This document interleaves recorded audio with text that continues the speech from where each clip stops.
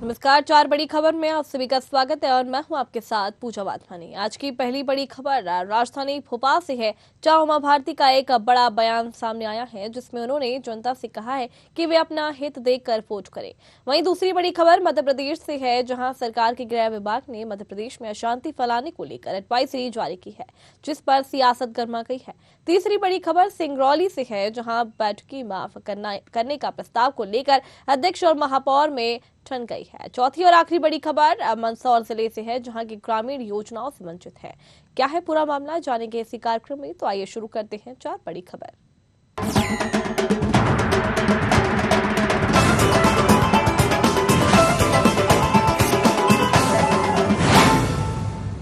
शुरू करते हैं पहली बड़ी खबर से, जहां मध्य प्रदेश की पूर्व मुख्यमंत्री और बीजेपी के फायर ब्रांड नेता उमा भारती का एक बयान सामने आया है, जहां भोपाल में लोधी समाज के कार्यक्रम में कहते हुए सुनाई दे रही हैं। उन्होंने कहा कि अब मैं आपको लोधी होने के कारण बीजेपी को वोट देने के लिए नहीं कहूंगी। आप अपना मान सम्मान और हित देखकर ही वोट करें, और मैं राजनीतिक रूप से भी आपको मुक्त कर रही हूं। इसी को लेकर बीजेपी के प्रदेश मीडिया प्रभारी लोकेंद्र पाराशर ने कहा कि उमा भारती भारतीय जनता पार्टी की स्टार नेता है, और उनका बयान सामाजिक संदर्भ में था कि समाज को किस तरीके से आगे बढ़ाना है। उनका बयान राजनीतिक संदर्भ में नहीं था, और प्रचार करने भी यह बीजेपी के लिए जाएंगी।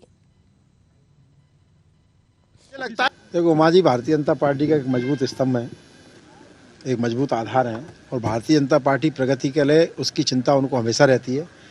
जितना बयान मैंने सुना है उसमें उन्होंने कहा है मैं भारतीय जनता पार्टी की नेता हूं, मैं चाहती हूं भारतीय जनता पार्टी तरक्की करे, आगे बढ़े, लगातार चुनाव जीते, और मैं भी वोट मांगने आऊंगी। लेकिन उन्होंने जो बात कही है सामाजिक संदर्भों में कही है कि समाज अपनी तरक्की करे, समाज अपना विकास करे, समाज स्वतंत्र होकर सोचे, समाज को कैसे आगे बढ़ना है, कुरीतियां कैसे दूर होना है, वो सामाजिक संदर्भों में कही हुई बात है। पॉलिटिकल संदर्भों में उन्होंने साफ साफ कहा है कि मैं भारतीय जनता पार्टी के नेता के नाते आपके बीच वोट मांगने जरूर आऊंगी। चुनाव प्रचार तो मध्य प्रदेश की पूर्व मुख्यमंत्री और बीजेपी की फायर ब्रांड नेता उमा भारती का एक बयान सामने आया है, जहां भोपाल में लोधी समाज के कार्यक्रम में कहते हुए सुनाई दे रही है। उन्होंने कहा कि अब मैं आपको लोधी होने के कारण बीजेपी को वोट देने के लिए नहीं कहूंगी। आप अपना मान सम्मान और हित देखकर ही वोट करें, और मैं राजनीतिक रूप से भी आपको मुक्त करती हूं। इसी को लेकर बीजेपी के प्रदेश मीडिया प्रभारी लोकेंद्र पाराशर ने कहा है कि उमा भारती भारतीय जनता पार्टी के स्टार नेता हैं, और उनका बयान सामाजिक संदर्भ में था कि समाज को किस तरीके से आगे बढ़ाना है, और उनका बयान राजनीतिक संदर्भ में नहीं था, और प्रचार करने भी अब बीजेपी के लिए जाएंगी। तो ये है आपके सामने पहली बड़ी खबर, जहां पर मध्य प्रदेश की पूर्व मुख्यमंत्री उमा भारती का बयान सामने आया है, जहां भोपाल में लोधी समाज के कार्यक्रम में कहते हुए वे सुनाई दे रही हैं। उन्होंने कहा कि अब मैं आपको लोधी होने के कारण बीजेपी को वोट देने के लिए नहीं कहूंगी। आप अपना मान सम्मान और हित देखकर ही वोट करें।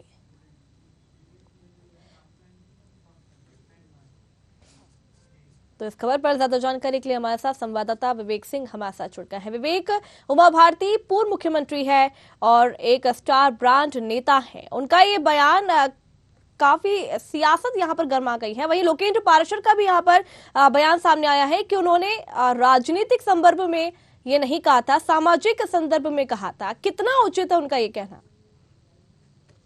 बिल्कुल, निश्चित रूप से अगर हम बात करें तो मध्य प्रदेश के पूर्व मुख्यमंत्री हैं और पूर्व केंद्रीय मंत्री भी हैं, और भारतीय जनता पार्टी की फायर ब्रांड नेता भी हैं। और कहीं ना कहीं अगर हम बात करें तो 25 दिसंबर को राजधानी भोपाल में लोधी समाज का एक युवक युवती सम्मेलन का आयोजन किया गया था, जिसमें शामिल होने पूर्व मुख्यमंत्री उमा भारती भी पहुंची थी, और वहां उन्होंने इस तरीके का बयान दिया है। और उन्होंने कहा है कि अभी तक आप मेरे फोटो देखकर वोट देते थे, और मैं बीजेपी की सिपाही हूं और आगे भी आपसे वोट मांगने आऊंगी, लेकिन अब आपको निर्णय करना है, आप सम्मान और हित देखकर ही वोट करना है, मेरी फोटो देखकर वोट नहीं करना है। तो निश्चित रूप से कहीं ना कहीं इस बयान के बाद सियासत जरूर गर्मा गई है। कांग्रेस भी कहीं ना कहीं अगर हम बात करें तो अब उमा भारती के समर्थन में खड़ी नजर आ रही है। अगर हम बात करें तो जो पूर्व मंत्री हैं पीसी शर्मा, उन्होंने कहा है कि जो उमा भारती ने कहा है, और कहीं ना कहीं भारतीय जनता पार्टी उनको किनारा करके रखे, उमा भारती को किनारा करके रखे हुए। तो ऐसे में अब उमा भारती का दर्द छलका है, यह कहना था पूर्व मंत्री पीसी शर्मा का। और कहीं ना कहीं अगर हम बात करें बीजेपी की तरफ से, तो बीजेपी के जो मीडिया प्रभारी हैं लोकेंद्र पाराशर, उन्होंने कहा है कि जो उनका बयान है उनका सामाजिक संदर्भ में बयान था, राजनीतिक संदर्भ में इनका बयान नहीं था, इसके मायने नहीं निकाले जाना चाहिए। उन्होंने सामाजिक संदर्भ में कही थी कि जो समाज है उसके उत्थान के लिए और समाज को आगे बढ़ना चाहिए। तो कहीं ना कहीं निश्चित रूप से इसको लेकर अब मध्य प्रदेश की सियासत जरूर गरमाई हुई है, क्योंकि 2023 में मध्य प्रदेश में विधानसभा के चुनाव होना है और 2024 में लोकसभा के चुनाव होना है।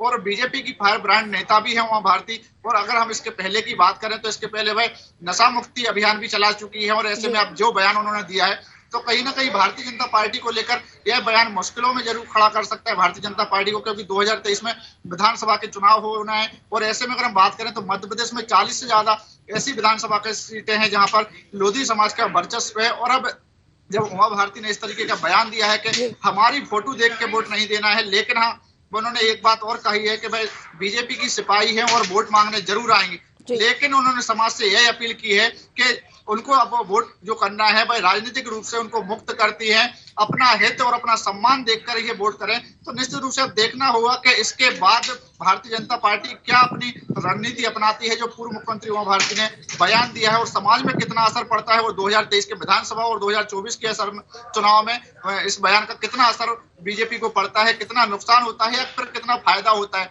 या फिर भारतीय जनता पार्टी इस बयान को लेकर उमा भारती से कुछ चर्चा कर सकती है। या फिर जिस तरीके से अगर हम बात करें नशा मुक्ति अभियान को लेकर उमा भारती के बयान देखने को मिले थे और अब इस तरीके का बयान, तो कहीं ना कहीं कह सकते हैं कि उमा भारती भारतीय जनता पार्टी से नाराज चल रही है। और कई ऐसे उनके आंदोलन भी देखने को मिला, जैसा हम जिक्र कर रहे हैं कि शराबबंदी को लेकर उन्होंने पहले आंदोलन की शुरुआत की थी, फिर नशा मुक्ति के लिए बात की उन्होंने, और अब इस तरीके का बयान के हमारी फोटो देखकर वोट ना दें। तो कहीं ना कहीं अब देखना होगा कि इनके बयान के बाद किस तरीके की भारतीय जनता पार्टी स्टंट लेती है और कितना असर 2023 के विधानसभा चुनाव में और 2024 के लोकसभा चुनाव में पड़ता है। जी विवेक, अगर देखा जाए तो उमा भारती वैसे तो बीजेपी की सिपाही नेता है, लेकिन अगर जिस तरीके से उन्होंने उमा भारती ने ये बयान दिया है उसमें कहीं ना कहीं उनका दर्द झलका जरूर है, क्योंकि बीजेपी ने कहीं ना कहीं उमा भारती को उनको किनारा कर दिया है। वही कांग्रेस जो है उमा भारती के इस बयान पर सियासत तो खैर गरमा ही गई है, लेकिन हो सकता है कांग्रेस कहीं ना कहीं इसका फायदा उठा ले, ऐसा हो सकता है क्या? देखिए, यह तो आने वाले वक्त में पता चलेगा, क्योंकि 2023 में जैसा हम जिक्र कर रहे हैं कि विधानसभा का चुनाव होना है और 2024 में लोकसभा का चुनाव, और कहीं ना कहीं जैसा अगर हम बात करें तो कांग्रेस ने उमा भारती के बयान का समर्थन किया है और कहीं ना कहीं इसका राजनीतिक लाभ भी कांग्रेस उठाना चाहेगी। और उन्होंने कहीं ना कहीं उमा भारती के बयान को सहारे लेता हुआ कांग्रेस ने बयान भी दिया है कि उमा भारती जो है बीजेपी की दिग्गज नेता है, मध्य प्रदेश की पूर्व मुख्यमंत्री भी रही हैं, पूर्व केंद्रीय मंत्री भी रही हैं, और अब उनको भारतीय जनता पार्टी ने किनारे करके रखा है, यानी कि हंसिए पर करके रखा है। तो ऐसे में अब कांग्रेस भी कहीं ना कहीं उनके बयान का फायदा उठाना चाहेगी, क्योंकि ओबीसी वर्ग में अगर हम बात करें और जो लोधी समाज का वोट बैंक है, तो कहीं ना कहीं मध्य प्रदेश में जैसा हम जिक्र कर रहे हैं कि 40 से ज्यादा ऐसी विधानसभा सीटें हैं जहां पर लोधी समाज का वर्चस्व है और कई ऐसे विधायक हैं जो लोधी समाज से आते भी हैं। उनके भतीजे की ही बात करें तो वह भी विधायक है बड़ा मलेरा से, जहां से उमा भारती विधानसभा का चुनाव लड़ी थी 2003 में और मुख्यमंत्री बनी थी मध्य प्रदेश की, वहां से भी प्रद्युमन सिंह लोधी बीजेपी से ही विधायक है। तो ऐसे कई विधायक है जो लोधी समाज से आते हैं और वह भी इस सम्मेलन में शामिल थे। अगर हम बात करें तो मध्य प्रदेश सरकार के भी मंत्री भी उसमें शामिल थे, चिकित्सा शिक्षा मंत्री विश्वास सारंग भी इस सम्मेलन में शामिल थे, बीजेपी विधायक रामेश्वर शर्मा भी मंच पर मौजूद थे जब उमा भारती ने इस तरीके का बयान दिए। लेकिन कहीं ना कहीं बीजेपी का साफ तौर पर कहना है कि उन्होंने राजनीतिक संदर्भ में यह बयान नहीं दिया है, उन्होंने सिर्फ जो बयान दिया है वह सामाजिक संदर्भ में बयान दिया है कि जो समाज के उत्थान को लेकर उन्होंने बात कही है कि समाज आत्मनिर्भर बने और किसी के चेहरे पर वोट ना करे, तो जिसको आत्मसम्मान मिले, जहां पर आत्मसम्मान मिले वहां वोट करना चाहिए, यह बयान लेकिन कहीं ना कहीं उमा भारती के राजनीतिक मायने में बड़ा महत्व रखता है। क्योंकि जिस तरीके से उमा भारती बयानों को लेकर जानी जाती है और सुर्खियों में बनी रहती हैं, लेकिन अब देखना होगा कि 2023 के विधानसभा चुनाव और 2024 के लोकसभा चुनाव में इस बयान का कांग्रेस को कितना असर होता है और भारतीय जनता पार्टी को कितना असर होता है, यह जरूर देखने वाली बात होगी। जी चलिए, बहुत बहुत शुक्रिया विवेक हमारे साथ जुड़ने के लिए, जानकारी देने के लिए। तो ये आपके सामने पहली बड़ी खबर। दूसरी बड़ी खबर की तरफ बढ़ते हैं, जहां मध्य प्रदेश सरकार के गृह विभाग ने मध्य प्रदेश में अशांति फैलाने को लेकर एडवाइजरी जारी की है, जिसको लेकर अब सियासत भी शुरू हो चुकी है। कांग्रेस के पूर्व मंत्री पीसी शर्मा ने कहा है कि बीजेपी के नेता ही मध्य प्रदेश में अशांति फैला सकते हैं। वहीं पाकिस्तान मामले पर पूर्व मंत्री पीसी शर्मा का कहना है कि प्रधानमंत्री नरेंद्र मोदी नवाज शरीफ के कार्यालय में मिलने चले जाते हैं। यही बीजेपी के नेता लाल कृष्ण आडवाणी जिन्ना की मजार में सर झुकाने पहुंच जाते हैं। पाकिस्तान का एजेंडा सिर्फ बीजेपी के नेता चलाते हैं। भारत जोड़ो यात्रा पर भी बीजेपी के नेताओं ने किसी व्यक्ति को भेजकर पाकिस्तान जिंदाबाद के नारे लगवाए और क्लिप बनाई और कांग्रेस को बदनाम करने की कोशिश की। पीसी शर्मा का कहना है कि मध्य प्रदेश में जब भी ये अशांति होगी, उसकी जिम्मेदारी बीजेपी के नेताओं की होगी। प्रधानमंत्री नरेंद्र मोदी जी करते हैं, जब बिन बुलाए नवाज शरीफ की के जन्मदिन पे चले जाते हैं, उनकी मां को साड़ी दे जाते हैं। वो बिगाड़ते हैं जब आडवाणी जी जिन्ना की मजार पे चले जाते हैं और वहाँ प्रणाम करके आ जाते हैं। तो ये बिगाड़ते हैं, भाजपा के नेता ही कर रहे हैं, भाजपा के नेता पूरा भाई। इसलिए तो ये नफरत की दीवार हटाओ। राहुल गांधी जी की जो पदयात्रा चल रही वही है कि नफरत का जो वातावरण पैदा किया जा रहा है उसको हटाओ। और इनने पूरा दम लगा दिया 16 दिन में मध्य प्रदेश में कि कुछ ऐसी गड़बड़ हो जाए वहाँ। भाई ये पाकिस्तान के नारे का जो है, ये तो इनका एक आदमी गया, क्लिप ली, जिंदाबाद एक बोला और वो क्लिप चला दी। बाकी सब इन्हीं का है। जो कुछ भी नफरत या माहौल खराब होगा तो ये बीजेपी ही फैलाएगी, इनके नेता फैलाएंगे। तो इस खबर पर ज्यादा जानकारी के लिए हमारे साथ संवाददाता कृष्णा शर्मा हमारे साथ जुड़ गए हैं। कृष्णा, देखा जाए तो पीसी शर्मा ने कई गंभीर आरोप लगाए हैं बीजेपी पर कि बीजेपी जो है अशांति फैला रही है। क्या कुछ कहना है पीसी शर्मा का?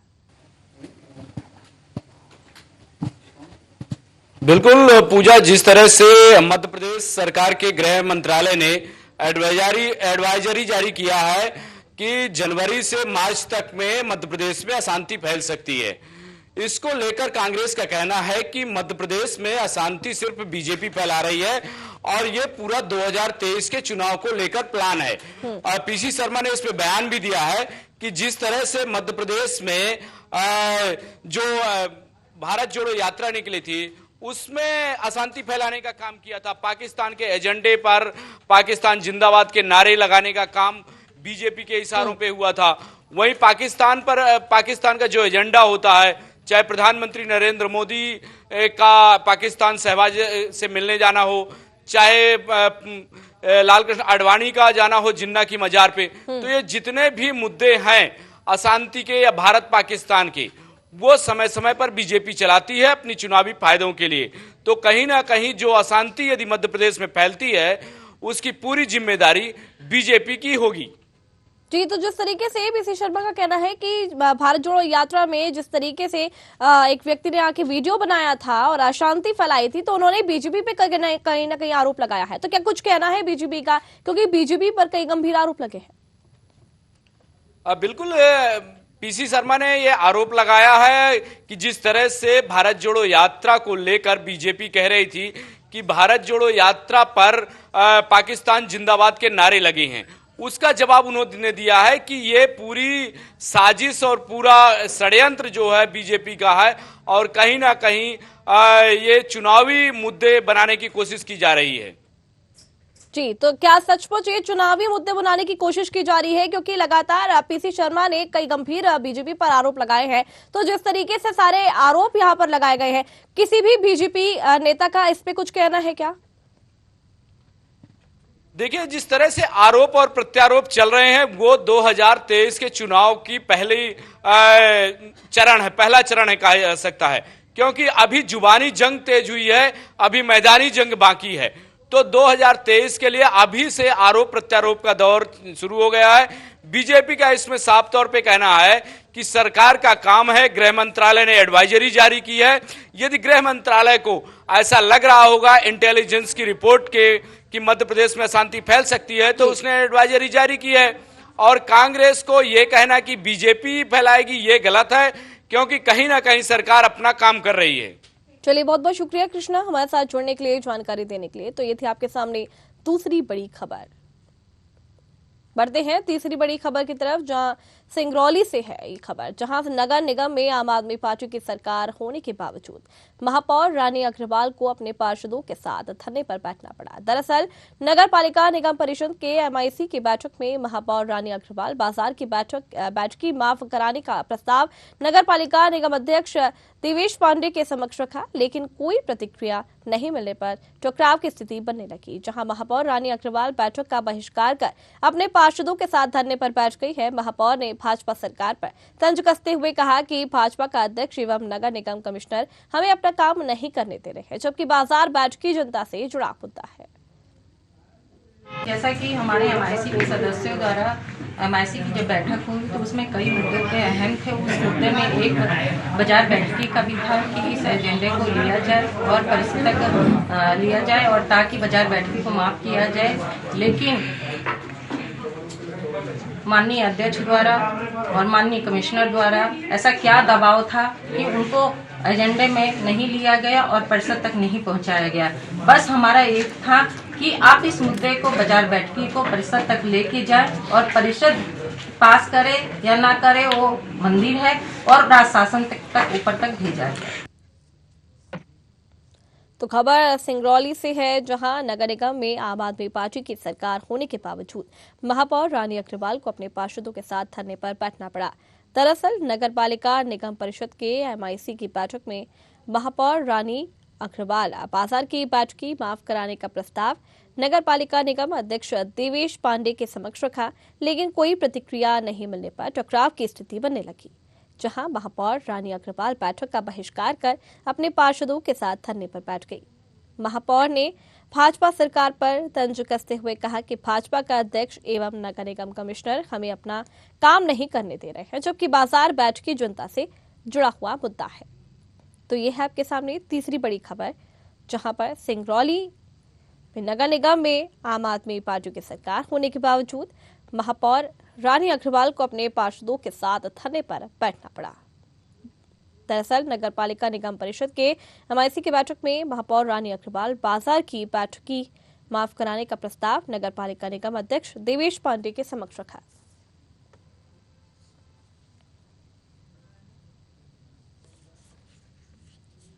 इस खबर पर ज्यादा जानकारी के लिए हमारे साथ संवाददाता मनोज जायसवाल हमारे साथ जुड़ गए हैं। मनोज, सिंगरौली में नगर निगम की अगर बात करें तो नगर निगम में आम आदमी पार्टी की सरकार है, लेकिन रानी अग्रवाल जो है वहां की महापौर अपने पार्षदों के साथ वहां पर धरने पर बैठ गई है। आखिर क्या कारण है? इस तरह से ये नगर निगम में सरकार आम आदमी पार्टी की पहली मेयर रानी अग्रवाल चुन के जनता चुन के उन्हें भेजी नगर निगम में, लेकिन जनता से उन्होंने कुछ चुनाव से पहले वादा किया था कि जैसे बाजार बैठकी और ऑटो टैक्सी भाड़ा जैसे तमाम मुद्दों पे उन्होंने माफ करने की वादा किया था। उसी मुद्दों को लेके कल नगर निगम परिषद की तमाम बैठक थी और इस बैठक के समक्ष रखा गया, लेकिन जैसा कि उन्होंने बताया कि मैं बाजार बैठकी की वसूली के लिए मुद्दा तो वहाँ बना के अध्यक्ष के सामने रखा और अध्यक्ष ने वो बताया कि 1956 में प्रदेश सरकार के अधिनियम के तहत है और मैं इस प्रस्ताव को खारिज करता हूँ। इसी में दोनों में टकराव हुआ और टकराव होने के बाद वो नगर निगम परिषद की बैठक से उठ के चली गई और धरने पे लगातार बैठ गई। धरने बैठने के बाद पक्ष विपक्ष का दोनों तरफ से प्रत्यारोप आरोप लगता रहा। तो वही आपको बता दें, फिलहाल की जो जानकारी मिल रही है अभी तक, सिंगरौली के रामबल्लभ विधायक जी ने कहा कि अगर इतना ही मेयर को हमदर्दी है तो जितना भी जनता का टैक्स है बाजार बैठकी का, वो टैक्स अपना जमा कर दे और बाजार बैठकी का माफ कर दिया जाएगा। लेकिन ऐसा फिलहाल देखने के लिए भी जो समझ में सामने निकल के तस्वीर आ रही है, कहीं न कहीं ये जनता से जुड़ा हुआ मुद्दा यहाँ पे कहा जाए कि जब जनता के हित की बात अगर मेयर कर रही है तो भाजपा कहीं न कहीं रोड़ा बन के खड़ी है। जी, अगर रानी अग्रवाल का कहना है कि जनता से जुड़े हुए मुद्दे हैं, उनको उनके समक्ष कुछ बात रखनी है, तो आखिर बीजेपी उनकी बात क्यों नहीं सुन रही? जी बिल्कुल, जिस तरह से रानी अग्रवाल ने अपना यहाँ पे तर्क रखा कि बाजार बैठकी जनता के लिए हित में है और बाजार बैठकी माफ किया जाए, तो बता दिया जाए आपको कि नगर निगम के अध्यक्ष जो है भाजपा के हैं देवेश पांडे जी, उनके दरमियान में ये प्रस्ताव रखने के लिए जब सारे पार्षद एकत्रित हुए तो सारे पार्षदों का उन्होंने टकराव करते हुए मना किया और इनकार किया और भाजपा का कहना है कि नगर निगम 1956 में प्रदेश सरकार के अधिनियम के तहत ये कानून बना है और इस बैठकी बाजार में ये कहीं न कहीं गलत है। मैं इसे नहीं कर सकता, अधिनियम के तहत सही नहीं है, इसलिए मैं इसको नकारता हूँ। लेकिन यहाँ पे उन्होंने मुद्दा उठाया नगर निगम में आम आदमी पार्टी के महापौर, उन्होंने कहा कि जनता से जुड़ा हुआ मुद्दा, इसे बिल को माफ करना चाहिए ताकि जनता के हित में फायदा है, कहीं कहीं छोटे बड़े व्यापारियों को लाभ पहुंच सके। और लगातार वो जिस तरह से बैठक की वसूली में रोजाना वो इस तरह से प्रताड़ित है, तो उन्हें कहीं न कहीं माफी देना चाहिए। लेकिन यहाँ पे नगर निगम के अध्यक्ष ने माफ करने से इनकार किया, इसी दोनों में टकराव हुआ। अब देखना यह होगा फिलहाल की तस्वीर कि क्या जनता जिस तरह से जनता के हित की बात करी है, तो आने वाले 2023 चुनाव में जनता किसे मानती है और किसे, कहीं ऐसा तो नहीं कि चुनाव का ये मुद्दा बन के खड़ा हो रहा है कि चुनाव की वजह से कहीं तो ऐसा तो नहीं कि मेयर ने इस तरह से हंगामा खड़ा किया है। इसके पहले भी 6 महीना वो कार्यकाल में हो गया, लेकिन 6 महीने पहले प्रस्ताव उन्होंने नहीं दिया, 6 महीने बाद ही उन्होंने अपने कार्यकाल में प्रस्ताव जमा किया, इसके बाद भी उनका कहीं न कहीं खारिज करते हुए दिख रहा है। जी, तो जिस तरीके से महापौर रानी अग्रवाल अपने पार्षदों के साथ धरने पर बैठी हुई है, बीजेपी से मांग कर रही है, अगर उनकी मांगे नहीं मानी गई, अगर बात नहीं सुनी गई, तो क्या होगा, आगे की रणनीति क्या होगी महापौर की? जी बिल्कुल, साफ तौर से सबको बता दूं कि आगे की रणनीति जहां तक है कि उन्होंने साफ तौर से बता दिया है कि आगे की रणनीति अगर हमारी प्रदेश में सरकार भाजपा की है और केंद्र में सरकार भाजपा की है, लेकिन सवाल तो यहाँ खड़ा होता है कि अगर प्रदेश में सरकार भाजपा की है तो बड़ी चाबी तो भाजपा के पास है, छोटी चाबी तो नगर निगम में सिर्फ आम आदमी की है, लेकिन छोटी चाबी खोने के नाते अपना कहीं न कहीं वो दायित्व निभा रही है। और ये जनता की बात है, जनता ये साफ तौर से रानी अग्रवाल ने कह दिया है साफ शब्दों में पत्रकारों के बीच में कि अगर हमारी बात नहीं मानी जाएगी तो हम लोग लगातार धरने का आंदोलन करते रहेंगे। और नगर निगम सरकार को होश में लाना चाहता हूँ कि अध्यक्ष से कहना चाहता हूँ कि बैठकी बाजार जनता के हित की उसे माफ किया जाए। चलिए, बहुत बहुत शुक्रिया हमारे साथ जुड़ने के लिए, जानकारी देने के लिए। तो ये थी आपके सामने तीसरी बड़ी खबर। बढ़ते हैं चौथी और आखिरी बड़ी खबर की तरफ, जो कि खबर मंदसौर जिले से है, जहां प्रदेश के अंतिम छोर पर बसा गांधी सागर क्षेत्र के जंगलों में जीवन यापन करने वाले मजदूर गरीब तबके के लोग योजनाओं से वंचित हैं। इन्हें पता ही नहीं कि शासन की योजना क्या होती है, उसका क्या लाभ होता है। बता दें कि बिजली सहित कई योजनाओं से छोटे छोटे कस्बे में पंचायतें गांव तक लोगों को सुविधाएं दे रही हैं, लेकिन यह एक ऐसा गांव है जहां पर शासन की किसी योजनाओं का आज तक पंचायत ने लाभ नहीं पहुंचाया गया। आखिर ग्रामीण जिस योजना के हकदार है उससे उन्हें वंचित क्यों किया जा रहा है? आखिर कौन डका रहा है इनके नाम का पैसा? ये 5वीं तक स्कूल है, उसके बाद ये सर हमारे यहाँ 5वीं तक की स्कूल है और बच्चा बच्ची 40-50 बच्चा बच्ची हमारे गांव में। तो यहाँ 8वीं स्कूल नहीं है। 8वीं स्कूल के लिए भी मैं शासन से मांग करूंगा कि अभी मैंने विधायक जी से भी किया, विधायक जी ने हमारे से वो मांगा भी है, हमने दिए भी है कागज और बहुत जल्दी होने की संभावना भी है। और यहाँ के ये 50-60 बच्चा बच्ची है, वो 5वीं से आगे पढ़ नहीं पाते, क्यों 10 किलोमीटर जंगल पड़े, वहाँ जा नहीं पाते हैं, तो वो कहीं पढ़ाई छोड़ देते हैं। बहुत सारे साधन वगैरह नहीं है गांव में आने के लिए? साधन नहीं है सर, गांव के में साधन नहीं है, ऐसा कोई आने जाते हैं। नहीं कह रहे वो तो खुलती है, कोई छुट्टी उट्टी का ऐसा हो जा।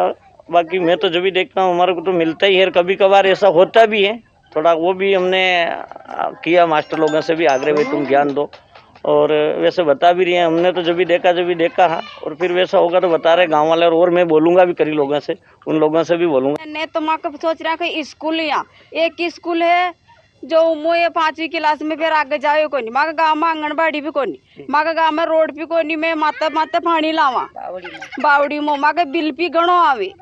गांव की जो समस्या होती है, जैसे आपने बताया भी कि पानी की, तो शासन से क्या जैसे नल जल जैसी योजना नहीं की? नल भी कोई नहीं सर माँ के कहीं। बच्चों के जैसे आपने बात की पढ़ाने की, तो कहाँ तक स्कूल बच्चे? यो 5वीं। फिर उसके बाद आगे का स्कूल कहाँ है? नावली सर मैं कैसे जाऊँ? माँ का तोजरी गेले घंटे, माँ के यहाँ एक बस होनी, साधन चारी माँ का। बस वगैरह कुछ भी नहीं चलती है यहाँ पे? नहीं चले सर, मैं पका आ जावा नावली ऑटो पिसाने सामान ले बा।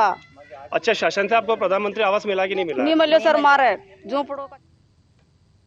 तो इस खबर पर ज्यादा जानकारी के लिए हमारे साथ संवाददाता सत्यनारायण बैरागी हमारे साथ जुड़ गए हैं। सत्यनारायण जी, देखा जाए तो मध्य प्रदेश सरकार हमेशा योजनाओं के बारे में बात करती है, हर घर तक योजनाएं पहुंचाने का लगातार यहाँ पर दावा तो करती है, लेकिन ये जो मंदसौर जिले में ये गांव है, वहां तक अभी तक इसका लाभ नहीं पहुंच पाया है। आखिर कौन डकार रहा है इनके नाम का पैसा? मैं बताना चाहता हूँ कि वैसे तो गांव का सबसे प्रमुख पूर्व जो सरपंच के द्वारा जिस प्रकार से सरपंच ने बताया कि भ्रष्टाचार किया गया गांव में विकास को लेके, तो कहीं ना कहीं देखा जाए कि गांव के सरपंच के द्वारा ही पूर्व सरपंच के द्वारा भ्रष्टाचार किया गया है। साथ में ये भी बताना चाहूँ, गांव की कई सारी ऐसी योजना रहती है जो ग्राम पंचायत के माध्यम से ग्रामीणों तक पहुंचती है, चाहे नल जल की बात करें, बिजली की बात करें, सीसी रोड की बात करें, लेकिन गाँव में अभी तक केवल एक सीसी रोड बनाया गया है जो भी लगभग 40-50 मीटर का सीसी रोड है। और गांव में हर प्रकार की समस्या देखी गई यहाँ पे। सबसे पहले पानी की अगर बात करें तो गांव में पूरी तरीके से मूलभूत सुविधाएं नहीं है। कई गांव में दूर से पानी महिलाओं को लाना पड़ता है, जहां काफी परेशान रहती है। लेकिन अगर बारिश का समय की बात करें तो बारिश के समय में काफी ज्यादा परेशानियां महिलाओं को रहती है। दूसरी बात सामने ये भी आई ग्रामीणों की जाने के बाद कि वहाँ का जो स्कूल है 5वीं तक का, तो वो टाइम पे खुल जाता है। ऐसे ग्रामीणों की द्वारा बताया गया है कि जो स्कूल है वो समय पे खुलता नहीं है। गाँव में आंगनबाड़ी नहीं है, तो बच्चों को जो शासन से मध्याह्न भोजन मिलता है वो भी टाइम पे नहीं मिल पाता है। और भी कई सारी योजना है। बीपीएल जैसे की बात करें तो बीपीएल धारक जिन लोगों को जरूरत है वहाँ ऐसा कोई भी देखने को नहीं मिला, क्योंकि गांव में बहुत कम बीपीएल बनाए गए हैं। बिल्कुल, अगर देखा जाए तो जिस तरीके से आपने यहाँ पे जिक्र भी किया है कि मूलभूत सुविधाओं से भी वंचित है यहाँ के लोग, तो आखिर जिम्मेदार अधिकारी अभी तक कर क्या रहे हैं? क्या कुछ कहना है जिम्मेदार अधिकारियों का? बिल्कुल, इसमें जिम्मेदार अधिकारी बिल्कुल मौन होकर बैठे हैं, क्योंकि गांव के मंदसौर से लगभग 150 किलोमीटर की दूरी पे गांव है, पूरा जंगल का एरिया है, तो वहां तक जो योजना है वो पहुंच नहीं पाती है। अगर पहुंच भी जाती है तो सरपंचों के माध्यम से उनको पूरी डकाल लिया जाता है। खुलेआम भ्रष्टाचार करते हैं लोग। चलिए ठीक है, बहुत बहुत शुक्रिया हमारे साथ जुड़ने के लिए, जानकारी देने के लिए। तो ये थी आपके सामने चौथी और आखिरी बड़ी खबर।